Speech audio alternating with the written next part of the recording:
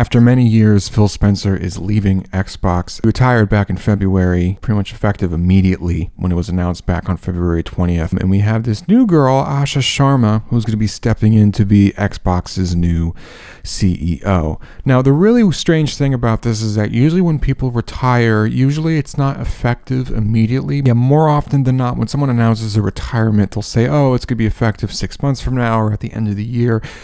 Phil retired and it was effective pretty much immediately the morning that it was announced. And the very, very strange thing has to do with Sarah Bond. And Sarah Bond was basically Phil's right-hand woman for many years. And many people assumed that Sarah was going to be stepping into Phil's place once Phil retired or resigned. That was the assumption. On the same day that it was announced that Phil was retiring, she also resigned, which is very, very strange. And many people looked at this news with skepticism that maybe this wasn't as clean cut as they were selling it. I personally think that something messy went down behind the scenes. It's very, very strange that the protege would also kind of resign. For a really long time, Xbox has struggled to find a new direction. Recently, their recent sort of marketing push was, this is an Xbox. Your phone is an Xbox. Your computer's an Xbox. Everything is an Xbox. To me, seeing that I felt like I was just watching a company that knew that they really didn't have a strong place in the market anymore, and they were just throwing whatever at the wall and seeing what sticks. And so that's kind of how I took it. So I took it as desperation, which really isn't good from a marketing perspective. I truly think they just wanted to hit a hard reset and just completely get some new faces in there, and whatever they were trying to push, they wanted to just completely wash away. Something went down where it was not amicable and it wasn't clean.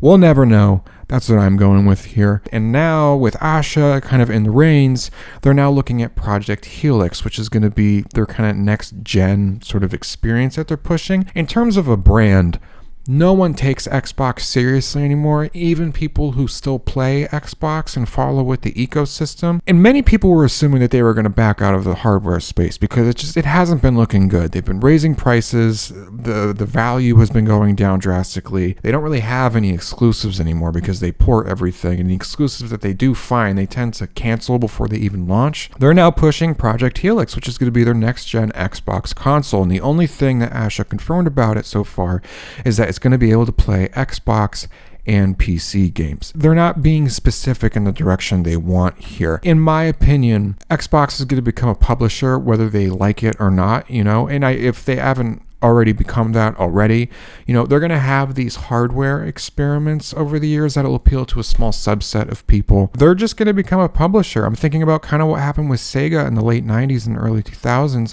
but here's the difference between Xbox and Sega. Sega, they were very, very wealthy in the software department. They had a mascot, which was Sonic the Hedgehog, and they also had a wealth of Dreamcast exclusives and kind of smaller titles that had a vibe and a brand that was Sega. Xbox doesn't have like a mascot or any exclusive games for the matter, or a brand feel or vibe like Sega did. Many years ago, you bought an Xbox to play Halo or Gears of War. Halo and Gears of War don't exist anymore. So I want to say that they could work as a publisher. They should focus on that, but even that is like a really big yikes. I just don't think no one's going to want to buy your hardware if you don't have any games on there that there's no incentive. Xbox needs a specific direction. They need to pick something in a very specific, confident direction and just go. I think back to the original Xbox in the early 2000s.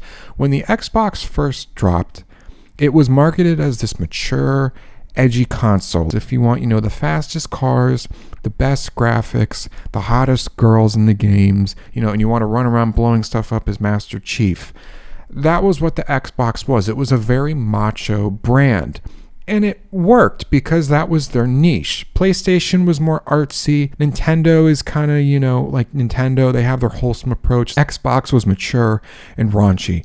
And as the years passed and into the Xbox 360 generation, the middle of the 360 generation was where they kind of lost that. They focused on the Kinect. They wouldn't let go of the Kinect, even though they should have, because no one cared. And then the whole 2013 E3 debacle happened, and they were never able to recover from the 2013 E3 press conference. It has been 13 years of them kind of fumbling like this. I feel like I'm looking at a dead horse and I'm like telling it to get up. It's like, I don't see anything coming out of anything they're doing. With Phil stepping down, it definitely does feel like the end of an era.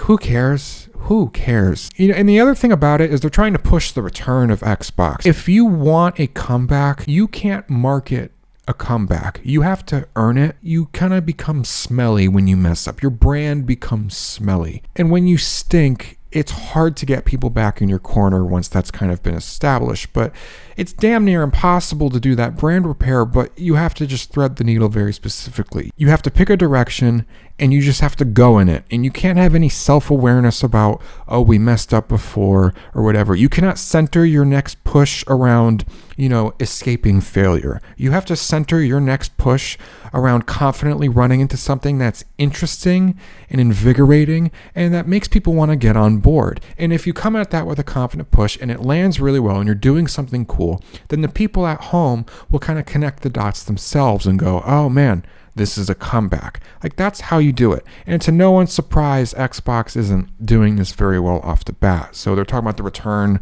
of Xbox and the return to the console. And I don't have faith in them at this point. We just need to let go of Xbox. And I really see, there's an Xbox-shaped hole in the market. And I think Valve may be looking to kind of fill that space in with the Steam machine. Valve have been eyeing the hardware space for many, many years now. With the Steam Deck, I kind of think they finally found some success, and I'm a Steam Deck owner. I love my Steam Deck. And I think with the Steam machine, it feels like, I could say that they could potentially replace Xbox in sort of being a competitor. And in my opinion, they already kind of have with the Steam Deck. The market right now, as I see it, it's Sony versus Valve. And we're going to see where the Steam machine goes.